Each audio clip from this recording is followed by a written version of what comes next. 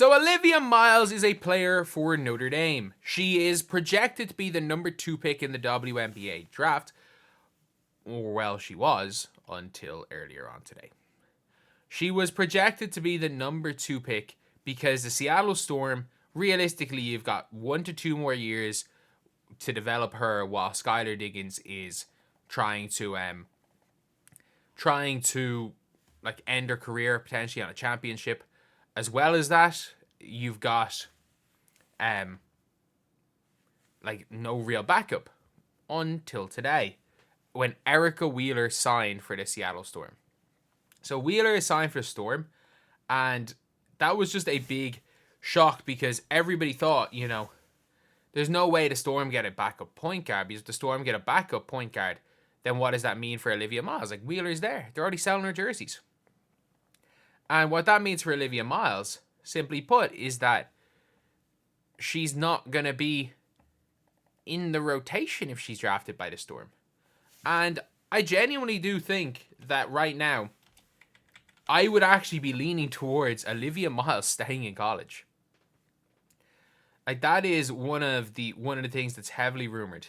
And also, apparently the chances of the Storm trading the number 2 pick for a top-tier shooting guard or moving down or passing on Olivia Miles has increased.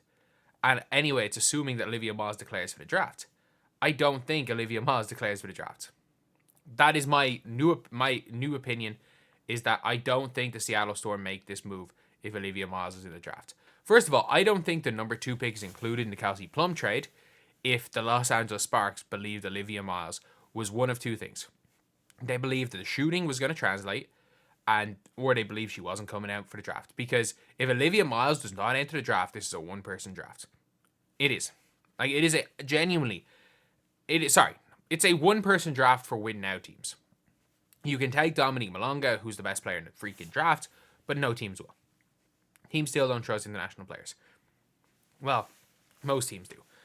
But then you also have to look at it at the fact that a brand new top 10 pick point guard just declared for the draft in Jusite, who is like a sniper, an absolute sniper.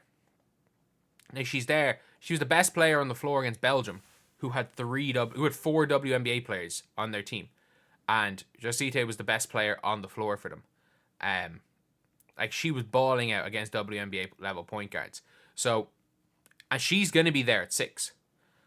I have my theory, even if Olivia Miles is in the draft, I have my theory that they call the Washington Mystics and go, you guys do not, you guys want your point guard. Like, you guys do not trust whoever the hell you guys have as your one. You don't trust your point guards.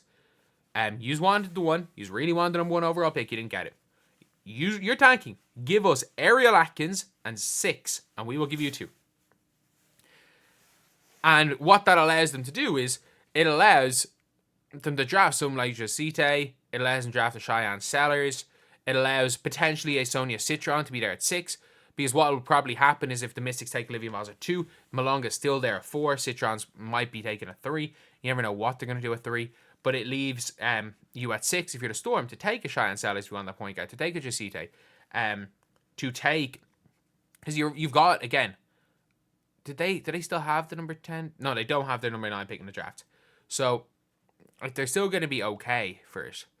But, I just think with this whole thing is that it's you can go down, if you're not dead set on Olivia Miles, you can go down and take a more long-term point guard approach. Or again, you can go short-term and be good as well by taking a wing, or there's no real bigs in this draft if we're being honest. I'm just trying to think off the top of my head, are there any good bigs? I think really once you go, it's tough once you get past 2 in this draft. But letting Olivia Miles fall, what did the Sky do? What did the Sky do? Do the Sky just take Olivia Miles and tell Mariah Jefferson to kick rocks? Did they take Olivia Miles and tell Courtney Vandersloot you're coming off the bench? I don't think so. I think the Sky, no matter what trade this pick, Like, I don't think the Sky are going to be that dead set on Sonia Citron, which is the best they can probably do for their own needs. Because I don't think, a lot of people are talking about potentially Kiki Iriafen. There's no way Kiki Iriafen is playing her way up to staying in the number 2 pick. If they don't take Olivia Miles, if the Storm do use that pick, it's going to be Dominique Malonga. Like, you're going to take Dominique Malonga and have her backing up Ezzy Magbegor, and hoping that she can develop at a similar rate to eventually play with Ezzy Magbegor. And that's by the way, Malonga and Magbegor 4-5 combination, athletic, 6'5", 6'6", long arms, shot blocking. Dear Lord, that could be scary. But yeah, it's overall just, for me, it's just a mad situation. What's happening with the Storm now getting Erica Wheeler, because I actually just don't think Olivia Miles goes to the Storm. Like, I don't know whether Storm trade the pick. I don't know whether or not we see like, they could trade the pick, they could use the pick, they could use the pick on Malonga. They're just probably not going to use that pick on Miles, because what's the point of using the pick on Olivia Miles? And obviously it's worth a hell of a lot more. A hell of a lot more to you guys. If another team wants Olivia Miles, the pick is worth way more. So I just don't see it happening. I just don't see Olivia Miles going to the Storm at 2.